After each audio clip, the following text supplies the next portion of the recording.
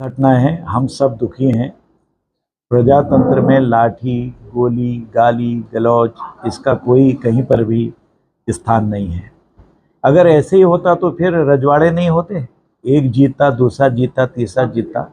तो इसलिए इन बातों को लोकतंत्र में बढ़ावा नहीं देना चाहिए और नहीं करना चाहिए। मैं सभी लोगों से, अपने को भी इंक्लूड करता हूँ उसमें, हम जनप्रतिनिधियों का स्वभाव, हमारी बातचीत करने का तरीका, हमारा वाणी संयम बहुत ही उत्तम होना चाहिए। मैंने आज एक बात कही है कि पुराने नेताओं में अटल जी हैं, नारायण दत्त जी हैं, और आज मोदी जी को आपने देखा होगा बोलते ही नहीं हैं, कहीं पर भी नहीं बोलते हैं।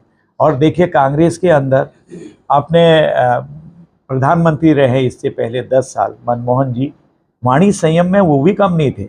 मैं सिर्फ भाजपा के नेताओं का नहीं कह रहा हूँ, अन्य नेता भी थे। अब कल माननीय मुख्यमंत्री जी के बारे में हमारे एक मित्र ने जिस तरह का व्यवहार और जिस तरह की भाषा शैली कही है, तो वो बहुत निंदनीय है। मुझे तो अच्छा नहीं लगा। मैं उनसे भी निवेदन करता हूं और मैं अपने से भी भगवान से प्रार्थना करता हूं, माँ सरस्वती से कभी संयम न टूटे, और अपने जनप्रतिनिधि साथियों से भी करता हूं। आज के बाद तो हम सब एक हैं ना, गले मिलेंगे, शादी ब्याह में जाएंगे, कार्यक्रमों में जाएंगे। आखिर इतना गुस्सा क्यों, इतनी अभद्रता क्यों, मुख से ऐसी वाणी क्यों जो ठेस लगाए। वाणी ने तो आपने देखा कि रावण का अहंकार खत्म कर दिया, कंस को खत्म कर दिया, कौरव पांडवों में युद्ध करा दिया और कौरव अंततः समाप्त हुए। ये सब वाणी के तो कमाल हैं।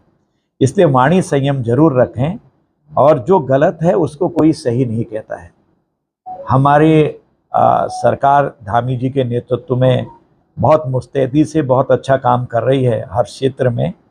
और इस समय बौखलाहट होना भी निश्चित जरूरी है कुछ लोगों में, क्योंकि हमारे विपक्ष के साथी कांग्रेस के पूरे साथियों ने जिला पंचायत में जो 12 सीटों में चुनाव थे उसमें 4 सीटों पर केवल अपने उम्मीदवार उतारे थे। और 89 जो ब्लॉक प्रमुख की सीटें हैं हमारी, मेरी नॉलेज जहां तक है 7 सीटों पर ही जो अधिकृत किए थे उन्होंने, अधिकृत लोग 7 पर थे।